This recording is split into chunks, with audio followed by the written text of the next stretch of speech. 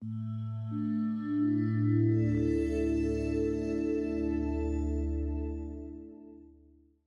right, so I think most of you know me from somewhere, and But some of us don't. yes, so I have always been fascinated by food and health. So I'm going to just introduce you to Indian food. Um, if you just do a Google map of breads from different regions of India, you will have like 50 different kinds of bread that we make, or lentils, or street food. So each region is different. So I'm just going to talk about a mishmash of what I know growing up. So today my focus was to use one lentil, which is chana dal. Obviously, this is the roasted chana dal, but the raw form is available at HEB. So the HEB on Babcock and Hebner has everything in it except for two things. So it has the chana dal, it has the masoor, urad, lentil. These are different forms of lentils. Um, and the spice mix, which is Kashmiri mirch, which is a non-spicy red chili, a curry powder, which is a mixture of all the spices, cumin, coriander, red pepper, turmeric. So this is something, an easy way to introduce you to Indian cuisine. We tend to use spices as separately to make our own curry powder, which is like this. So it's in a box, so we use it for 2 or 3 weeks. So traditionally, a meal growing up for me would be a simple lentil that's easy to digest, a vegetable dish, a lentil stew, and rice. That's pretty much it. And at the end of the week, we would have something that is more heavy, which would be garbanzo beans or kidney beans or meat.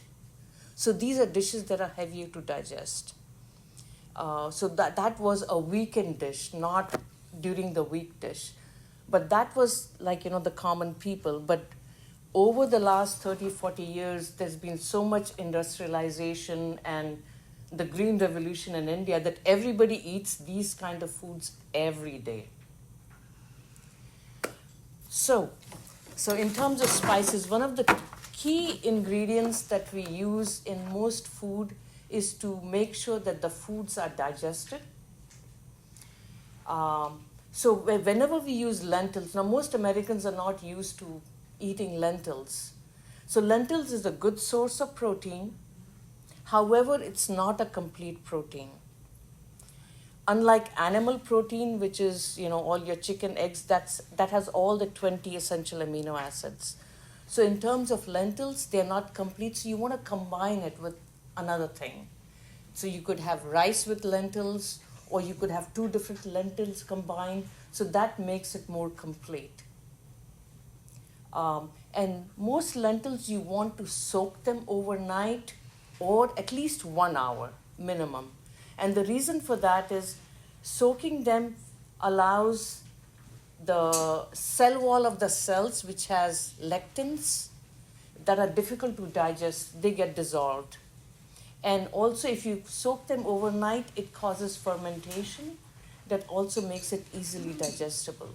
So lentils, if soaked or fermented, are easily digestible. They don't produce gas. Most Americans, when they eat lentils, will things like cabbage, garlic, induce gas formation. So to prevent that, we use a couple of different things. One of them is this. It's called asafoetida. It is a pungent gum raisin that grows in the northeast. It's also, the other name is called hing, and we use it in the oils, and I'm going to explain it later on. So this decreases flatulence, aids digestion. The other stuff that we use in food is cumin seeds. This is also good for you. This also aids digestion. So most seeds have specific properties that help in digestion or decreases flatulence. And that combination of things, it's what makes it a complete meal. Of course, everybody has heard about turmeric, right? We add turmeric to everything. And the reason for that is in India, where it is so hot and humid, there's a lot of bacterial growth. And in days when we did not have refrigeration, you either ate it within 2 to 3 hours or the food would spoil. So turmeric it prevents bacterial growth. And there are other properties that I'm sure you can read online. So, so when you cook, we even when you marinate your meats, we always have turmeric in it. So like if you marinate fish or meat, you add turmeric in it so it cleans the bacteria on the flesh. Okay. The two things that I mentioned that you won't get in HEB is asafoetida, and it's also known as devil's dung. It has a very pungent flavor, and it needs oil to become activated. So when we heat the oil, that's when the oil is hot without any water, like dry ingredients, that's when you add this.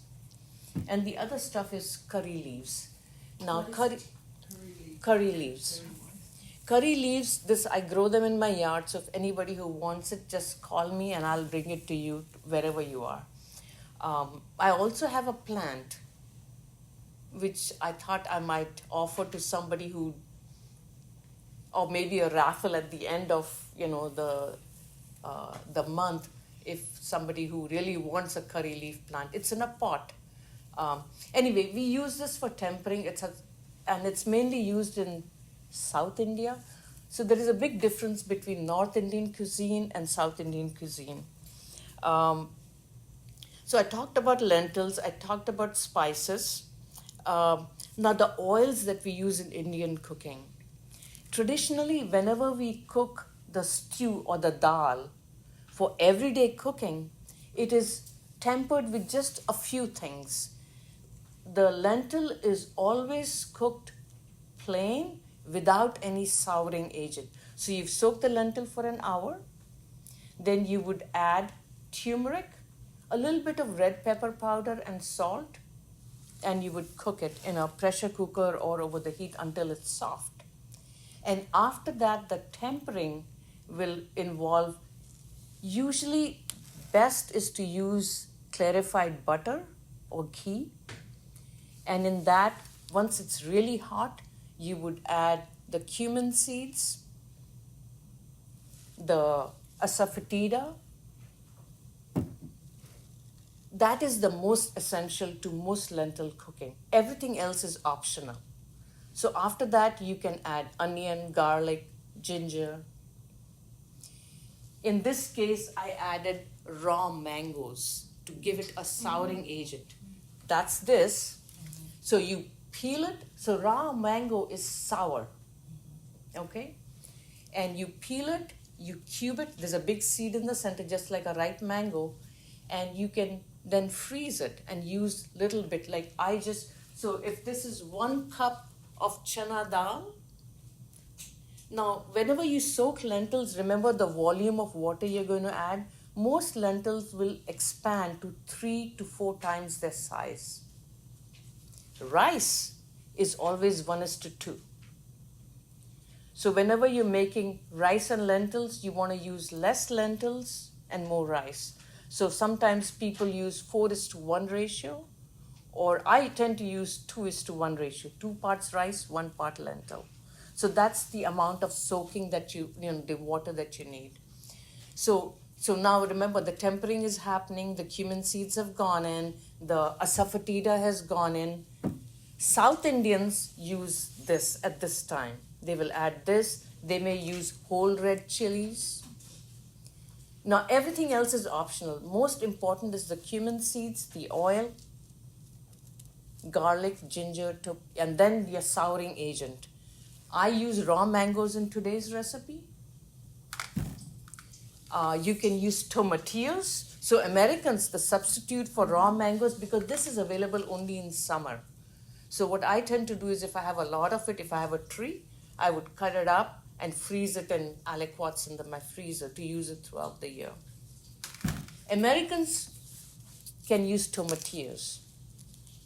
Now, if you're extremely lazy and you don't want to do this, you can, so if you're doing lentils, you've soaked the lentils and you want to just add everything together, you can add your ginger, onion, garlic. Tomatillos, don't cut it. Just add the whole 4 tomatillos together. And once the stew is ready, you can just temper it with clarified butter and cumin seeds. That's it. And the asafoetida. So that's the lazy way of doing it. So for 1 cup of lentils, the chana dal that I would soak. So whenever you're using lentils, make sure you wash it in 3 exchanges of water, because most of these lentils have a skin. They are hulled. And so you want to get rid of all the dust and everything. So you wash it in 3 exchanges of water, and then you would soak with 2 to 3 cups of water. And just use that to, then you add vegetables, whatever you want to it, and let it cook. And then you temper it with oil and other spices. And in this whole mix, now this is optional for lentils. You can, once the lentils are cooked, you can add 1 teaspoon of curry powder. Yeah, this is the curry powder, sorry. 1 teaspoon of curry powder, and at the end you would add half a teaspoon of garam masala. Now garam masala is basically a mixture of whole bunch of spices. It has coriander, cumin, cardamom, black pepper, cloves, cinnamon, nutmeg. So you sprinkle at the end. You don't want to cook it. It just adds additional aroma. Okay? So, and the oils that we use so I mentioned clarified ghee for the lentils. The use of oil in cooking is all regional. In the north, where I'm from, or where my grandparents were from, we use mustard oil. Mustard oil is pungent. It's almost like rapeseed oil that's used in mapo tofu in Chinese cooking. In the south, they tend to use peanut oil, coconut oil, and in Gujarat, that is the middle to the west, they use peanut oil a lot. In the south, where it's coastal, they tend to use coconut a lot. And they eat fish and meat. In the north, we don't use coconut. The souring agent in most places are different. It's regional. Tamarind is used all over. That's like a pod that grows on a tree, and the pulp is used to make sauce and chutneys. I didn't make one. That was on my list, but I ran out of stuff to make it. There's another fruit they use called kokum, which is also very sour, like sour plum. And of course tomatoes, but tamarind is the most common one that we use, and raw mangoes. So mustard oil, I mentioned all of that. And the influences in Indian cooking. So India was ruled by, or they were conquered by the Turkish Mughal Empire, and they introduced the Mughal cuisine, which is from the northeast Afghanistan and onwards, and that is richer, which is more meat-based. It has dishes known as biryani, if you're familiar. They also use a lot of almonds, peaches, apricots, cream, and dried fruits. From China, we share the wok, the one that you use to cook it. We call it kadai, and that's where all our vegetables are cooked. I don't have one here, but I'm sure you can see it in the Indian store. And we drink tea, chai, we call it chai. That was also came from China. And they call it cha in China. And the Portuguese, when they came in maybe 15th, 16th century, they bought us potatoes, tomatoes, red pepper. So all these are introduced in Indian cuisine in the last couple of 100 years. Yeah. And what we gave to America? Christmas, cinnamon. So the Portuguese traders and black pepper, the Portuguese traders in 1602, they basically got cinnamon from Indonesia to be grown in India. There's a lot of hodgepodge there, but that's where India made its money, selling spices. Okay, so the first recipe is chana dal chutney. So I said I'm going to show you one lentil that is available at Hebner HEB. Now this is the roasted form. I forgot to bring the dried ones. The first recipe is chana dal chutney. What essentially the basics of making chutney is you grind the dry ingredients first. Grind.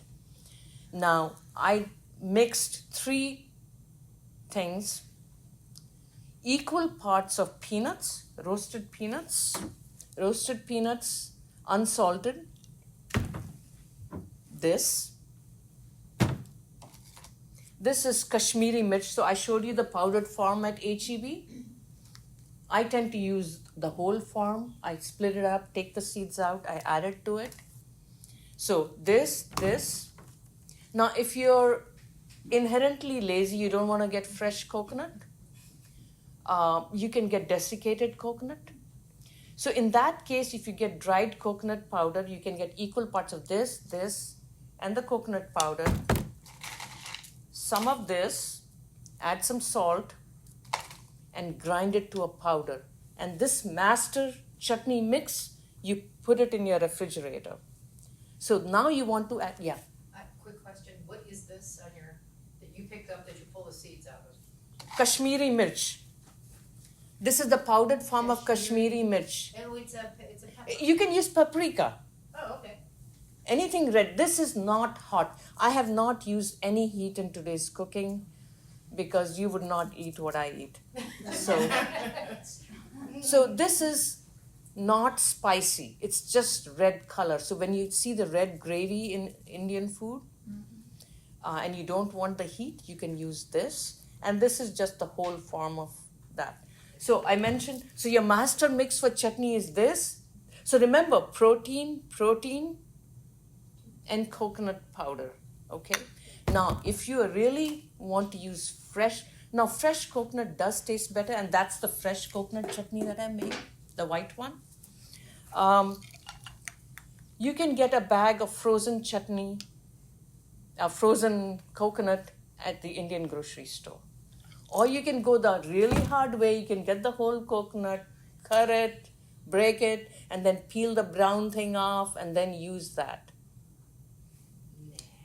Yeah. So now that master mix of this, some green pepper and salt can be used to anything. So I use that master mix. I sauteed some tomatoes right here. I sauteed some tomatoes, pureed it with 2 teaspoons of this. That's this. I sauteed some, no, I didn't saute. Now, fresh herbs. So this is tomatoes. So this is like a good relish for anything you want to eat. This is cilantro, mild. This, I can eat it like salad. Mild green chili, some ginger, puree. Add 2 teaspoons of this master mix, and I got this. This is frozen fresh coconut. So when you're using fresh coconut, it should be 1 part this, 1 part this, and 4 parts of fresh coconut. If it's desiccated, you can use 1, 1, 1. Okay? So this has, The quick question. So you can't just use like coconut milk. It just has No. Okay. This is a consistency thing. Okay. Now, coconut milk can be used. No, you can use if you want to. Okay. But that's going to be your chutney. I mean, so everything is optional. That's what I said. When you're making lentils, the only thing essential is breathing, the lentil, and the cumin.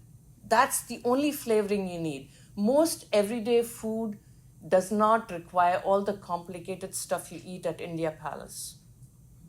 So this is just fresh coconut, probably 1 cup, and 3 teaspoons of chana dal. Both are dry. You puree. You can add something to make it more liquefied. You can add water. You can add coconut milk. I used yogurt.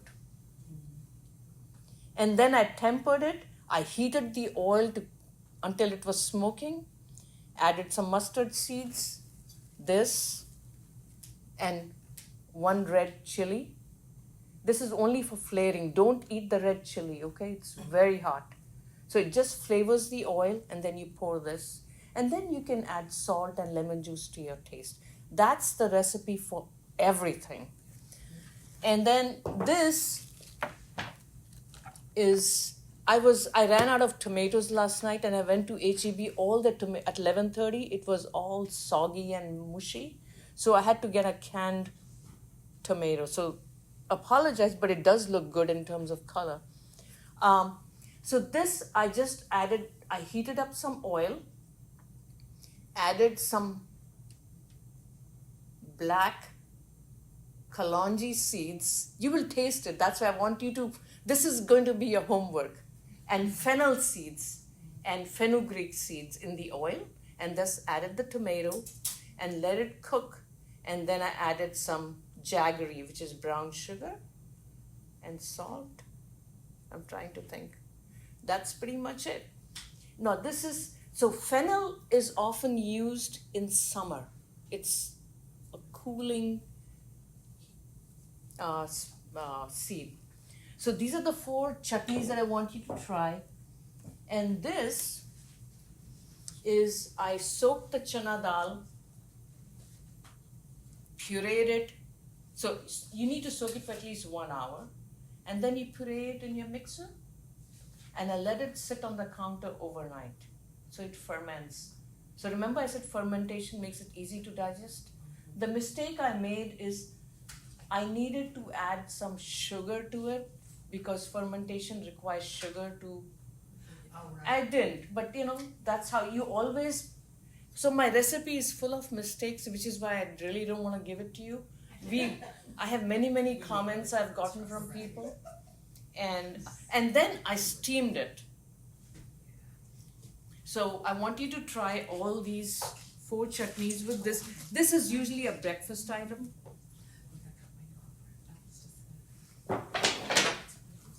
Okay.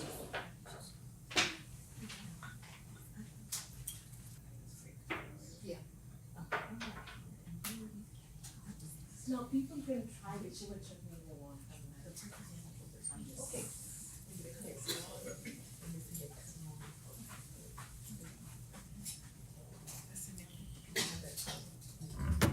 So then you can play with these recipes. You can use just roasted peanuts, puree it, add some ginger and green chili, puree it, and add yogurt to it.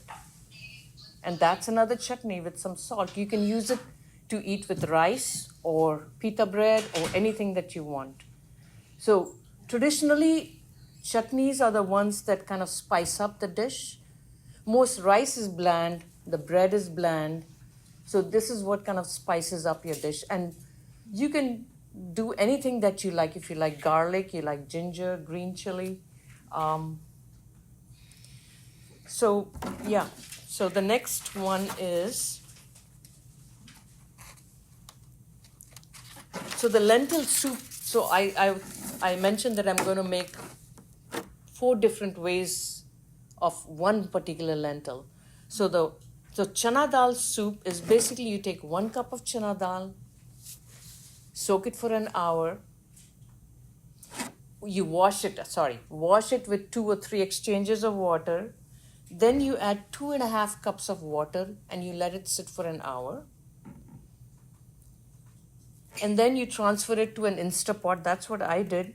Add 1/2 teaspoon of salt, 1/2 teaspoon of red pepper, 1 tablespoon of chopped ginger, and you pressure cooker it for 20 to 25 minutes. Okay, that's what I get. And then we temper it. So tempering would be you heat clarified butter in a pot. And once it's really hot, you add 1 teaspoon of cumin seeds, a safatida. That's the basic minimum. You can add garlic, tomatoes, garlic, onion, tomatoes. All this is optional. So when we are doing this, we often add tomatoes first. Then we add ginger garlic. And once it's cooked, then we add the tomatoes. The souring agent always goes last in lentils, because if you add any souring agent, it stops the softening of the lentils. Okay, so that's the dish we're gonna eat with the rice, which is almost ready. And then you would add chopped cilantro and lemon juice, depending on how much you like. Then the other one is, so the third dish is using the lentil with a vegetable. So that's like a complete dish. You have lentils, vegetables, and, you know. So my earliest memory of, I grew up in Bombay, where we had 1 room and a veranda. We did not have a kitchen. We did not have a bathroom. This was the first 5 years of my life. And we shared the bathroom with another family. So it was like, so my mother would cook in the room and our bed was right there. And so we had no access to fresh vegetables. But then we moved on to another place, and my only thing my mother had on the veranda was a pot. And we got a cutting of a rose stem from somebody. And I remember waiting for 2 months before the first sprout came. And maybe, 6 months later, we had 1 red, not even beautiful, rose. But moving on, when I was in my 5th grade, we went to a place called Rajasthan. That's the northwest part of India, where it's dry. They use a lot of red pepper there. And there we had a little square, literally this big square of dirt. And everything was cemented. And my mother sprinkled some coriander seeds. And we misted it morning and evening for at least 2 weeks to 20 days. And when I remember seeing the first sprout of coriander, that was my first introduction to growth. And then a few months later, there was a cemented walled fence behind our house, and it was barbed wires. And across behind that, there was a vine that grew on that side. But what hung out on our side was this.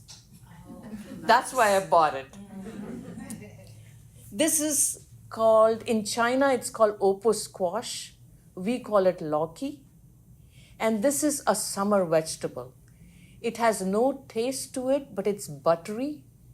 And the simplest way to cook it is hot clarified butter, a sprinkle of cumin seeds in it, cube this, put it in it, and you would add asafoetida and salt. That's it. And black pepper. That's the traditional summer recipe at home. I used it in the chana dal, which is cooking right here. So the chana dal, once again, is soaked for 1 hour. Now, if you don't soak it for an hour, I think you will still make it. It just take. So instead of using, I can cook this in 10 minutes. I use 20 minutes, but it's very variable. If you just cook it for 25 minutes, I'm sure you'll get something. And then you can hand blend it or whatever, depending on what you want to eat. Okay? So in this, I chopped this, and I just let it cook for. So when you're adding vegetables to it, now you can add carrots, now zucchini will melt. It won't hold its shape. This will hold its shape. For some reason, the Chinese opo squash will hold its shape when it's cooked in the pressure cooker. Zucchini will just disappear. But, depends on your preference. In which case you would add the softening vegetables when you're tempering the vegetable. You won't use it, in this. But in this you can add celery, carrots. I use just this. So once and with a little bit of turmeric, salt. Let me just say So when you're making it with vegetables, you want to use less water. Remember when I said 2 to 3 cups of water for the soup, which is here? Here I would use 1.5 to maybe 2. Because if you have watery vegetable, you want to use less water. So it's all kind of flexible. You have to experiment. It's not written in stone. It's not like baking cake, 2 cups of this and 1 teaspoon of that. Now, the Mexican option for this is chayote squash, the round green thing. That's exactly like this. Okay, so, and then the tempering basically involves hot oil, cumin, asafoetida, onion, lots of ginger and garlic. So this is the spiciest dish I'm making, and we don't make it every day. We would make it only on weekends. Everyday dish is pretty much this and this simple dish. And you want to cook the tempering mix until the oil separates. So all the ingredients are dry. So you have oil, you have cumin, you have asafoetida, you have onions, you have onion, ginger, garlic paste. So that onion and ginger garlic paste, you want to cook it until it's completely dry of water. And then you would add the spices. You would add curry powder. Here's the curry powder, here. Curry powder, 1 tablespoon in here. And then you let it cook. You can add the red pepper mix for color. If you like heat, you can add, of course, chopped green chilies or, just crushed green chilies. No, those are optional. I'm leaving the green chilies out of today's recipes. And once that's sauteed, then you add tomatoes. You let it cook until it's almost dry. And then you put your lentil and the boiled vegetable mix. Now, the variation is when you're boiling your lentils and your vegetables, you can add chopped ginger, you can add green chilies, no souring agent.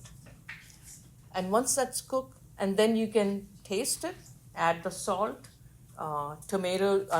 lemon juice, and garam masala at the end. This is the mixture that I made, the first one that I described. This coconut. I added green chili, red chili, dried red chili, and the souring agent added to this was tamarind juice. But if you want to keep it in your freezer or refrigerator for 6 months, this master mix, don't add any wet agents to your mix. And you can use this to even sprinkle it on vegetables to add protein to. So the 4th dish is what you're trying right now. Oh, she served the wrong one. She did. Oh. Let me see.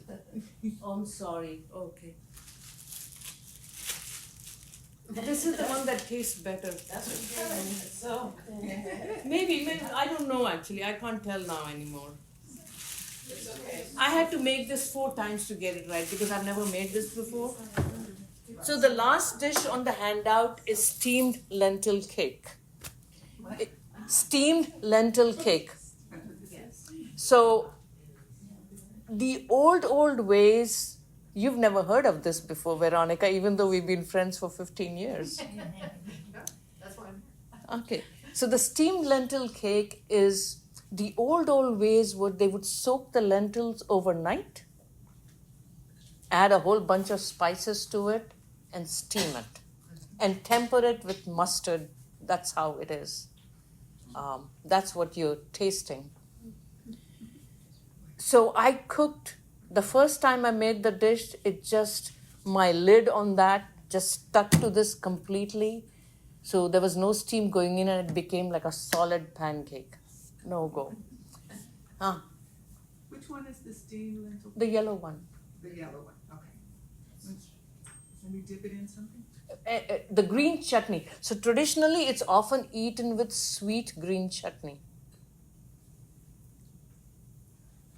And this is naan, right? That's naan. That's Veronica bought that. It's pita bread. Oh, peanuts. Okay. I don't know which one is which. So I made it two ways. So I ferment. Is that the one that you eat? Is it sweet? A little bit sweet? Mm-hmm. Yeah. So I'll tell you the recipe is here.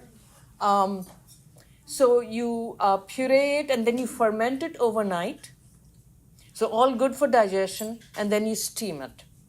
Okay. And then you temper it with mustard seed oil and lemon juice and water and jaggery. So what I'm saying is you make a mix. The recipe is all here. So basically what you do is you make the recipe and pour in a water of lemon juice and sugar in it. And then you pour it over the cake.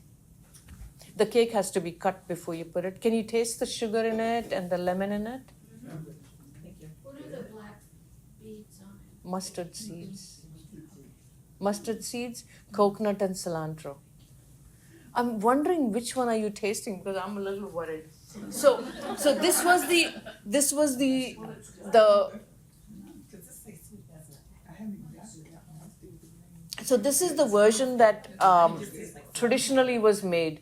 The modern version uses a half an hour method where they use a powdered chana dal mix. It's called besan, and you just mix it with Eno salt or baking soda and turmeric and green chili and sugar and salt, and then you steam it for 10 minutes and it's done.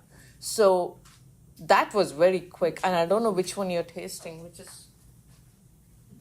So far, so good. It's a little I think sweet. the one that you can I just if I taste it. So the one that I fermented did taste better than the one that is The red traditional. sauces are sweet, right? They taste sweet, right? Mhm.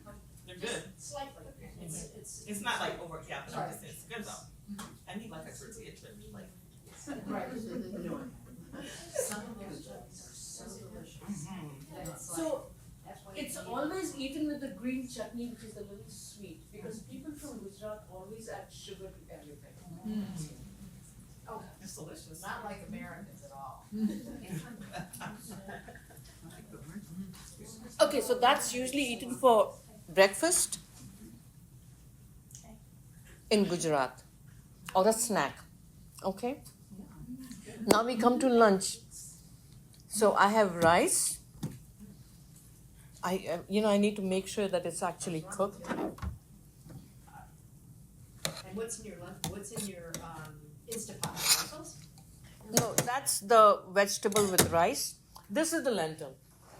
So I think the dishes are here. 1, 2, 3. I have the steamed pot chutney. Yeah. Okay. So remember I said we will have rice, lentil, maybe some chutney. The salad usually is always onions, tomatoes, cucumber, and some lemon juice. So it's not even like a salad, just cut. There is nothing added to it. So we have lentils and rice. We have a vegetable dish. And I made one more vegetable for you. This is roasted eggplant. It is, Okay, but Jose will get mad at me, but I'm gonna say this is not a dish I even mentioned I was gonna do. But basically, in the air fryer, the whole eggplant with one skewer from the top where the green part is, you remove that and just skew it a couple of holes. Air fry 5 minutes on one side, 5 minutes on the other side, and then put it in a pot and cover it. Once it's cool, take the pulp out and temper it. What it basically needs is some olive oil and garlic. That's it, and salt. I added a few more things, but I think we're done.